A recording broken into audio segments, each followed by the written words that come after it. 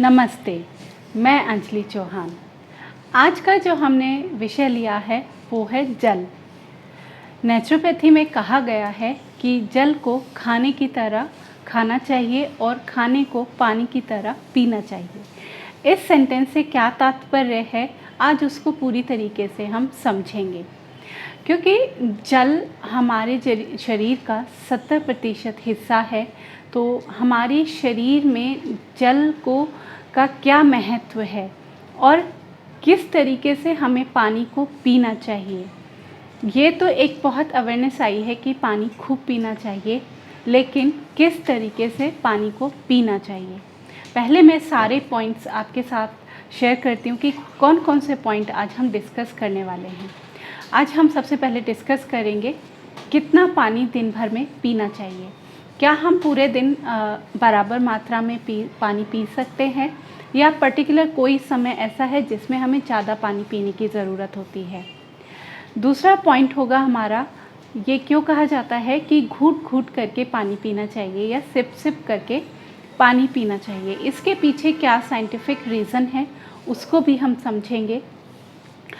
ये क्यों कहा जाता है कि बैठकर पानी पीना चाहिए, खड़े होकर पानी क्यों नहीं पीना चाहिए, जल्दी जल्दी पानी क्यों नहीं पीना चाहिए। इसके पीछे का जो रीज़न है उसको भी हम समझेंगे। और जो पानी है वो किस तरीके से हमारी बॉडी के अंदर एसिड लेवल को कम करता है और एसिड लेवल को बढ़ा भी सकता है। अगर हम कुछ गलतियां करते हैं तो पानी से एसिड लेवल शरीर के अंदर बढ़ भी सकता है। दूसरा, पानी पीने जो हम निर्जल व्रत रखते हैं, जो एक निर्जल उपवास होता है, ड्राई फास्टिंग, उसका क्या साइंटिफिक रीज़न है, नेचर के साथ वो किस तरीके से कनेक्ट है, हमारे शरीर पर उसका क्या असर पड़ता है, क्या प्रभाव पड़ता है, उसको भी डिटेल में समझेंगे। इसके साथ साथ किस तरीके से जो पानी है वो सिर्फ हमारी बॉडी को हाइड्रेट ही नहीं करता, हमारी बॉडी के टॉक्सिन्स को ही सिर्फ बाहर नहीं निकालता, शुद्धि के साथ साथ, क्लीनिंग के साथ साथ वो हमारे शरीर को मिनरल्स भी प्रोवाइड कराता है, इलेक्ट्रोलाइट्स भी देता है। तो किस तरीके से जो मिनरल रिच वाटर है वो किस तरीके से हमारी हेल्थ पर असर डालता है अगर मिनरल्स की मात्रा कम हो जाए या ज़्यादा हो जाए, यानी कि डिहाइड्रेशन एंड ओवर हाइड्रेशन, दोनों पॉइंट को समझेंगे। कम पानी पीने से क्या प्रॉब्लम हो सकती हैं या ज़्यादा पानी पीने से, यानी कि ओवर हाइड्रेशन से क्या क्या प्रॉब्लम हो सकती हैं।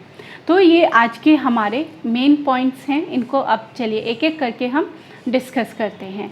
तो जो हमारा सबसे पहला पॉइंट होगा वो है हमारा, हमें दिन भर में कितना पानी पीना चाहिए और किस टाइम पे सबसे ज़्यादा पानी पीने की ज़रूरत हमें होती है।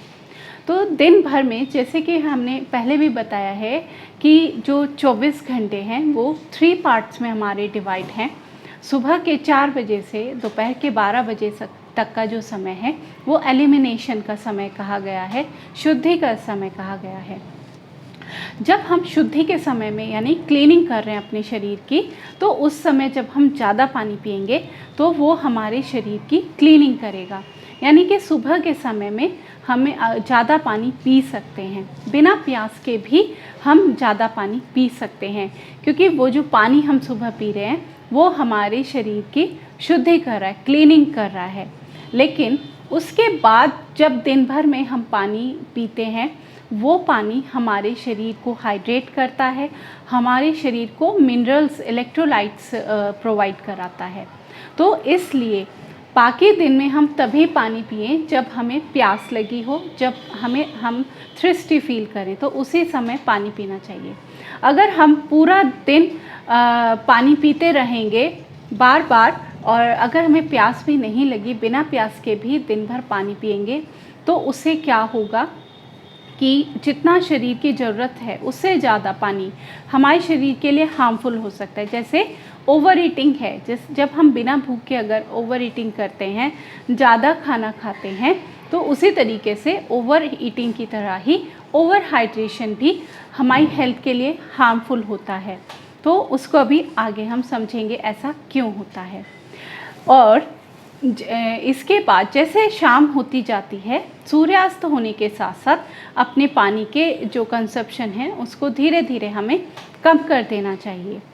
इसी के साथ साथ नेक्स्ट पॉइंट हमारा आता है सिप सिप करके पानी पीना, यानी घूंट घूंट करके पानी क्यों पीना चाहिए। जब हम तेज़ी से पानी पीते हैं, यानी अगर एक गिलास पानी हम जल्दी से पी गए, बिना रुके हमने एक गिलास पानी पी लिया, तो वो क्या होगा, वो तेज़ी से जो पानी पिया हुआ होता है वो हमारा शरीर एब्जॉर्ब नहीं कर पाता। और वो पूरी, आपने कभी फील भी किया होगा जब आप बहुत जल्दी जल्दी पानी पी लेते हैं तो आपको वो पूरा पानी अपने स्टमक में फ़ील होता है, एक पानी आपको पूरा पता चलता है कि हमारे स्टमक में, और वो फिर वैसे के वैसे ही हमारे यूरिन के थ्रू बाहर निकल जाता है।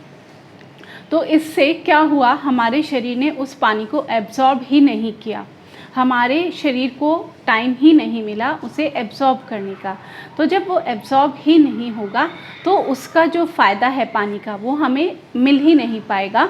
और उसके साथ साथ जो मिनरल्स हैं, जो इलेक्ट्रोलाइट्स हैं, तो जैसे सोडियम, पोटेशियम, मैग्नीशियम, ये सारे जो मिनरल्स हैं ये भी यूरिन के साथ, हमारे पानी के साथ फ्लश आउट हो जाते हैं और बॉडी इन्हें एब्जॉर्ब कर ही नहीं पाती।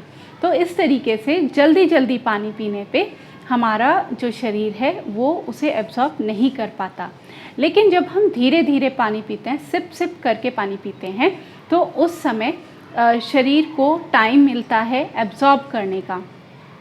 तो पानी जो है एब्जॉर्ब होता है बॉडी के अंदर और वो हाइड्रेट कर पाता है हमारी बॉडी को, और जो इलेक्ट्रोलाइट्स होते हैं, जो मिनरल्स होते हैं, वो भी हमारा शरीर एब्जॉर्ब कर पाता है जब हम सिप सिप करके धीरे धीरे रुक रुक कर पानी पीते हैं। तो आपने जैसे कि नेचुरोपैथी के अकॉर्डिंग जब हम जैसे योग में कुंजल क्रिया करते हैं, तो कुंजल क्रिया में इसके अपोजिट चीज़ हम करते हैं। और कुंजल क्रिया के दौरान हम बहुत ही तेज़ी से पानी पीते हैं, हमें तेज़ी से पानी पीने के लिए कहा जाता है, क्योंकि कुंजल क्रिया के दौरान हमें पानी को एब्जॉर्ब नहीं करना, अपने शरीर में उसको रोकना नहीं है। कुंजल क्रिया में तो वो एक टूल की तरह हम वाटर को यूज़ करते हैं, पानी को एक टूल की तरह यूज़ करते हैं कि हमने खूब सारा पानी जल्दी जल्दी पिया जिससे वो शरीर के अंदर एब्जॉर्ब ना होए।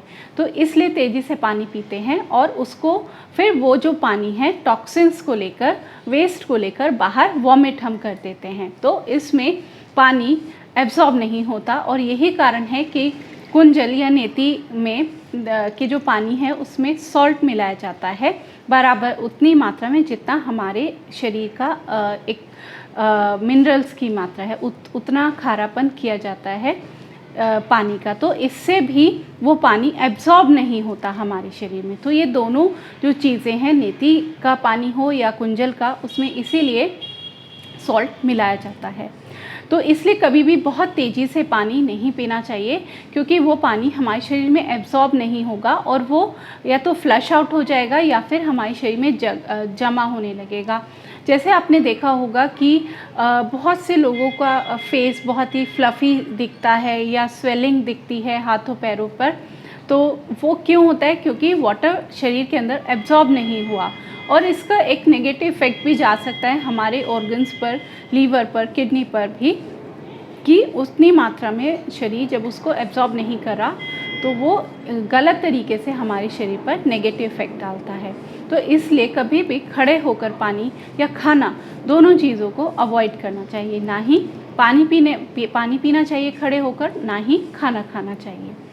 और साथ साथ में क्या होता है, जब हम धीरे धीरे पानी पीते हैं तो पानी के साथ साथ हमारी जो लार है, जो सलाइवा है, वो भी मिक्स होकर पानी के साथ जाता है। सलाइवा अपने आप में ही वाटर क्वांटिटी बहुत ज़्यादा है, म्यूकस उसमें होता है, जिससे कि वो एक लुब्रिकेशन का काम करता है, और साथ साथ में इलेक्ट्रोलाइट्स भी होते हैं। और अल्कलाइन, जो ओरल कैविटी की पीएच है वो भी अल्कलाइन होती है, और जब वो पानी के साथ जब सलाइवा मिक्स होके जाएगा तो वो हमारे स्टमक में भी अल्कलाइन बनाता है, वहाँ की पीएच को कंट्रोल करता है, मेंटेन करने में हेल्प करता है। लेकिन जब हम तेज़ी से पानी पिएंगे तो उसमें वो सलाइवा मिक्स होने का टाइम ही नहीं मिलता, तो वो क्या होगा, बिना सलाइवा मिक्स हुए हमारे स्टमक में जाएगा पानी, और उससे क्या है, वहाँ पे हमारा जो पीएच है वो भी मेंटेन नहीं हो पाएगी, और जो बहुत सारे मिनरल्स हैं वो भी प्रॉपर नहीं जा पाएंगे। तो इस तरीके से धीरे धीरे बैठकर आराम से पानी पीना चाहिए। पानी पीने में कभी भी जल्दी नहीं करनी चाहिए। वो तभी एक औषधि का काम करता है जब हम उसको प्रॉपर तरीके से पानी पीते हैं, वरना जो पानी है वो बहुत ही नेगेटिव इफ़ेक्ट भी हमारे लिए डाल सकता है। इसके बाद आता है कि खड़े होकर जब हम पानी पीते हैं उसका क्या रीज़न है। जब हम खड़े होकर पानी पीते हैं तब भी जो हमारा पूरा नर्वस सिस्टम है वो बहुत ही टेंस होता है, और उस कंडीशन में जब हम पानी पीते हैं या खाना खाते हैं तो वो हमारी तब भी उस कंडीशन में भी जो बॉडी है उसे एब्जॉर्ब नहीं कर पाती और वो जल्दी से नीचे आकर फ्लश आउट हो जाता है। तो खड़े होकर पानी पीने पर भी वो एब्जॉर्ब नहीं होता, और हमारा जब हम रिलैक्स होते हैं, बैठकर पानी इसलिए पीना चाहिए, उस कंडीशन में हम रिलैक्स होते हैं, हमारी मसल्स भी, हमारा नर्वस सिस्टम भी रिलैक्स होता है। तो जब आप रिलैक्स होकर पानी पिएंगे तो वो पूरी तरीके से अवशोषित होगा, हमारे शरीर में एब्जॉर्ब होएगा पानी। तो इसीलिए कहा जाता है कि बैठकर पानी पीना चाहिए। इसके बाद जो हमारा नेक्स्ट पॉइंट है वो है ड्राई फास्टिंग, निर्जल उपवास। निर्जल उपवास किस तरीके से हमारी हेल्थ के साथ कनेक्टेड है, ये बहुत ही इम्पोर्टेंट टॉपिक है, और इसके बारे में हम इस तरीके से, क्योंकि नेचुरोपैथी को हम जान रहे हैं, नेचुरोपैथी यानी कि नेचर, तो जैसे वाटर अपने आप में ही एक एलिमेंट है, नेचर का ही एक 5 तत्व में से एक एलिमेंट है। तो हमारा शरीर भी 70% पानी से बना हुआ है। तो आपस में जो नेचर है एक दूसरे से जुड़े हुए हैं, कनेक्टेड हैं। तो जब हम पानी पीते हैं तो उसका भी हमारे शरीर पर और नेचर का एक कनेक्शन बनता है, और उसी तरीके से जब हम निर्जल उपवास करते हैं तो उसका भी एक असर पड़ता है। तो जब आप देखेंगे कि जो ये हाई टाइड्स आते हैं, जब मून का जो एक मैग्नेटिक इफ़ेक्ट आता है, जो मैग्नेटिक इफ़ेक्ट है, जो मैग्नेटिक फोर्स है वो इतनी ज़्यादा है कि उसके फोर्स से हाई टाइड्स तक आते हैं। तो उसी तरीके से हमारे शरीर पर भी मून का, सन का एक बहुत ही गहरा प्रभाव पड़ता है। तो इसीलिए जैसे उदाहरण के लिए मैं अगर आपसे कहूँ, एकादशी का जो निर्जल व्रत होता है तो वो क्यों रखा जाता है, क्योंकि एकादशी यानी कि 11th डे, तो वो चाहे शुक्ल पक्ष हो या कृष्ण पक्ष, दोनों में जो 11th डे होता है यानी कि एकादशी का जो दिन होता है, उसमें जो मैग्नेटिक फोर्स होती है मून की वो बहुत ही ज़्यादा होती है। तो उससे क्या होगा कि हमारी जो वाटर पूरा एक डिसबैलेंस हो जाता है, और बहुत ही स्लो हमारा सारी चीज़ें स्लो होती हैं उस दिन, चाहे वो हमारा डाइजेशन है, हमारे जितने भी जूसेस हैं वो भी कम सीक्रेट होते हैं। तो इसीलिए उस दिन उपवास सजेस्ट किया जाता है कि अगर हम उपवास रखते हैं तो हमारे लिए वो सही रहता है, और वाटर जो लेवल है वो भी बैलेंस रहता है जब हम निर्जल उपवास करते हैं। तो इस तरीके से, और दूसरा क्या होता है कि ये हमारी वाटर लेवल को बैलेंस भी करता है, यानी कि अगर हमारे शरीर के अंदर जल की मात्रा अधिक हो रही है तो आप उस उपवास को करके उस अपने शरीर के अंदर जल की मात्रा को भी नियंत्रित कर सकते हैं। ओवर अगर हाइड्रेट हम शरीर हो रहा है तो उसे भी हम बैलेंस कर सकते हैं। तो एक ये जो मिसकंसेप्शन है कि ज़्यादा पानी पीना ही हमारी हेल्थ के लिए अच्छा है, ये गलत है। पानी सिर्फ तभी पीना चाहिए जब आपको प्यास लगी हो। अगर आपको क्लीनिंग के लिए पानी पीना है तो सिर्फ सुबह के समय में आप बिना प्यास के पानी पिएंगे तो वो ही आपके लिए इफ़ेक्टिव होगा, हेल्पफुल होगा। अदरवाइज़ पूरा दिन, जैसे अगर आप देखें, बहुत सारे फैक्टर्स हैं जिन पे हमारा जो पानी का कंजप्शन है वो डिपेंड करता है, तो उन फैक्टर्स को भी हम जानेंगे। लेकिन निर्जल उपवास में कहा जाता है, एक रिसर्च में भी ये पता चला है कि जब हम निर्जल उपवास करते हैं तो उससे हमारे शरीर के अंदर स्टेम सेल्स भी बहुत तेज़ी से बढ़ते हैं। तो निर्जल उपवास हमारे शरीर के अंदर ना ही वाटर लेवल को बैलेंस करता है, ना ही हमारे जो शरीर है उसके अंदर चीज़ों को बैलेंस करता है, लेकिन हमारे टॉक्सिन्स को भी दूर करता है। हमारे शरीर की क्लीनिंग हम करते हैं उपवास के दौरान। लेकिन साथ साथ निर्जल जो उपवास है उससे हमारे शरीर के अंदर बहुत तेज़ी से स्टेम सेल्स भी डेवलप होते हैं। तो ये एक निर्जल उपवास का बहुत ही साइंटिफिक रीज़न है, और इसको क्योंकि नेचुरोपैथी में हम नेचर को ही स्टडी कर रहे हैं, तो नेचर के साथ अपने आप को कनेक्ट करना और उस चीज़ को समझना बहुत इम्पोर्टेंट है, क्योंकि हम भी उसी नेचर के एक अंग हैं। तो ऐसा नहीं है कि नेचर का कोई भी चीज़, प्रकृति की कोई भी चीज़ हम पर असर नहीं डालती है। तो हर नेचर का मूवमेंट, चाहे चाँद, तारे, सूरज, जल, अग्नि, हर एक चीज़ का हमारे शरीर पर असर आता है। लेकिन उस चीज़ को अगर हम साइंटिफिकली समझेंगे तो हम अच्छे से उस चीज़ को इम्प्लीमेंट कर सकते हैं, अपने जीवन में ला सकते हैं। तो यही मेरा पूरा रीज़न है कि मैं एक एक पॉइंट को आपको हर अच्छे से समझाने की कोशिश करती हूँ, कि जिससे आपको वो पूरी क्लैरिटी आए और एक अवेयरनेस भी आए कि ऐसा हम क्यों करते हैं या ऐसा हमें क्यों करना चाहिए। तो पानी का जो यूज़ है वो सिर्फ अपने आप को हाइड्रेट रखने के लिए नहीं, हमें अपनी शुद्धि करने के लिए। जैसे आपने देखा होगा, जो फिज़िकल वर्क जिनका ज़्यादा होता है उनको पानी का ज़रूरत भी ज़्यादा होती है। जो चाहे हम वर्कआउट कर रहे हैं तो उस टाइम पे भी हमें पानी की ज़्यादा ज़रूरत होगी, क्योंकि वर्कआउट करते हुए भी हमारे जो शरीर से पानी की मात्रा तो निकलती ही है, हमारे टॉक्सिन्स स्वेटिंग के थ्रू निकलते ही हैं, लेकिन साथ साथ में इलेक्ट्रोलाइट्स की यानी मिनरल्स की भी कमी हो जाती है। तो उनकी पूर्ति करने के लिए भी हम जल को या पानी को पीते हैं। लेकिन और जिनका लाइफस्टाइल सेडेंटरी लाइफस्टाइल है, बहुत ज़्यादा भाग दौड़ नहीं है, बहुत ज़्यादा मेहनत नहीं है, तो उनको उतनी पानी की ज़रूरत नहीं होती। वो अपने डेली रूटीन में उतना ही पानी पिए जितनी उनको ज़रूरत है। बहुत ज़्यादा पानी बार बार नहीं पीना चाहिए।